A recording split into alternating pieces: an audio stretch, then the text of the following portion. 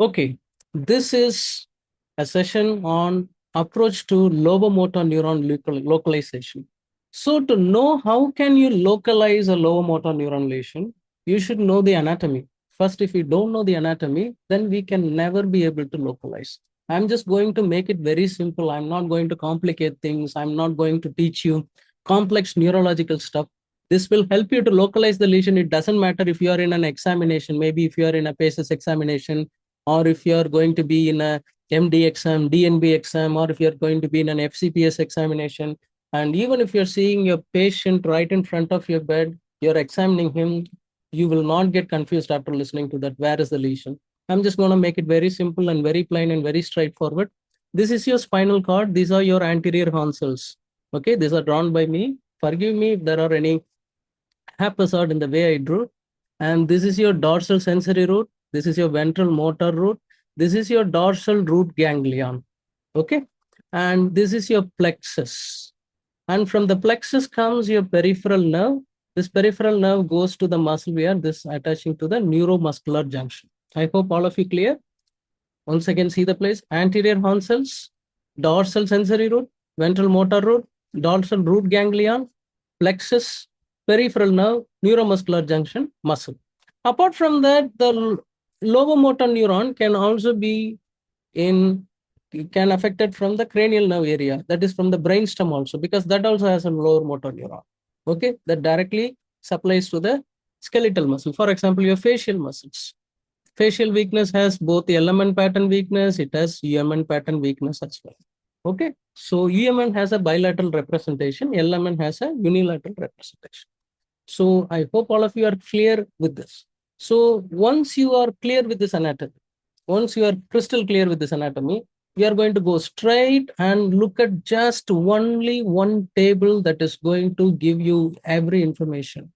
All right, that's it. This table will give you all the information. Okay, this table will give you all the information you ever need to localize a lesion, whether that lesion is in the anterior horn cell, whether the lesion is in the radical, whether the lesion is anywhere else. This one table is going to give you all the information you are ever needed. Okay, so how are you going to approach this table? Okay, we will just see this. Look at the table here. This is the place where you suspect the lesion can be.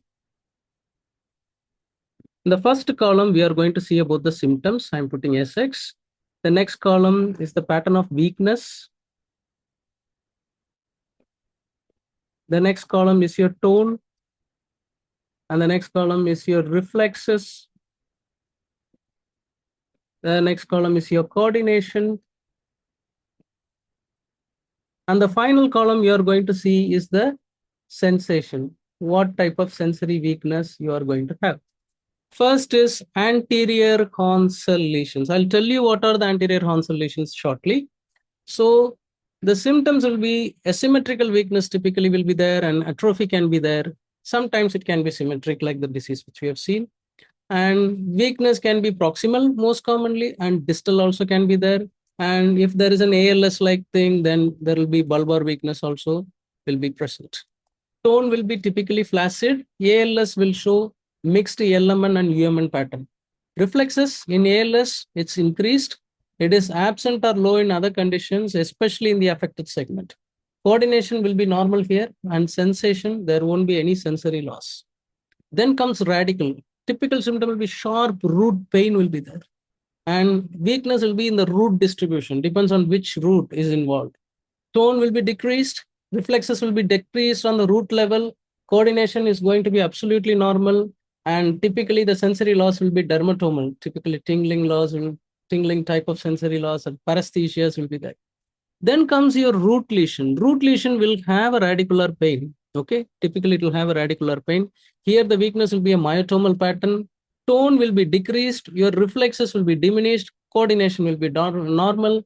And the sensation will be lost according to the dermatome. There will be tingling, numbness will be there also in this kind of patients who have a root lesion. Then comes dorsal root ganglion. Sensory symptoms will be there. Sometimes there can be ataxic features also will be there here. That is a sensory ataxia, not the cerebellar ataxia. Okay. So weakness, there won't be much weakness here. There won't be, tone will be normal, but reflexes can be absent. Here, rhombox can be positive. That's I said, sensory ataxia. And pseudoathetosis also can be seen here in this particular lesion. I told you always in the upper limb examination, you have to check the first pronate drift, then turn the hand up, like, then you see for pseudoathetosis. Then again, proprioception and vibration is lost, it is from the dorsal column. Then NMJ, neuromuscular junction. What happens? You all know, fluctuating weakness. The weakness goes towards the evening. Fatigability can be there. Ptosis can be there. Bulbar weakness will be there. Neck muscle weakness can be there classically. Proximal weakness will be more than the distal here. And tone will be normal. Reflexes will be normal. Coordination will be normal. And sensation is going to be, again, normal here mostly. Then comes muscle. Muscle weakness, any muscle disease, typically it's armchair star weakness, they call. Arm means like, combing hair. Combing hair involves two things, both your proximal and your distal muscles. Distal muscles involved in the fine combing to lift the hand up, that is proximal muscles.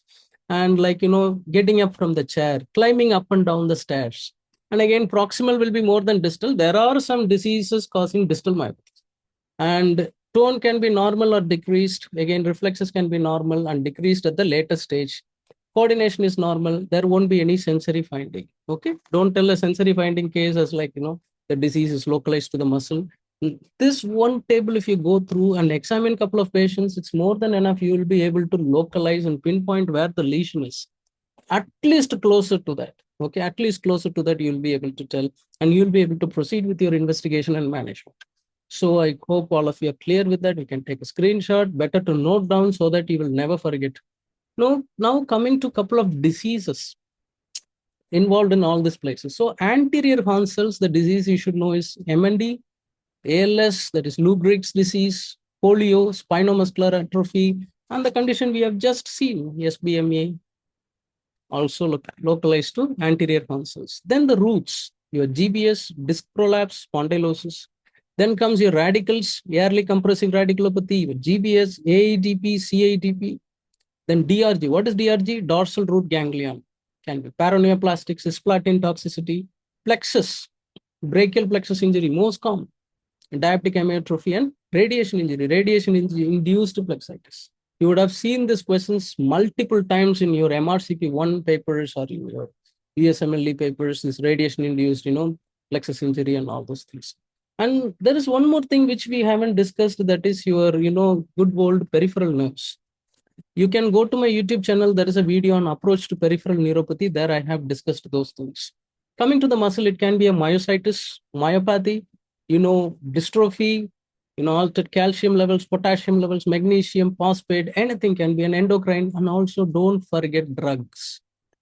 We have a separate video on SAMS, statin associated muscle symptoms. Like you can go ahead and see. There I had explained everything about statin induced muscle disease. What are the things and how to manage? What are the statins that are high risk to cause muscle injury? What are the safest statins? Everything has been discussed over there. So this is how we are going to go ahead and we are going to approach a case of a lower motor neuron. Okay. From this point, if you have any doubt, just you can ask me.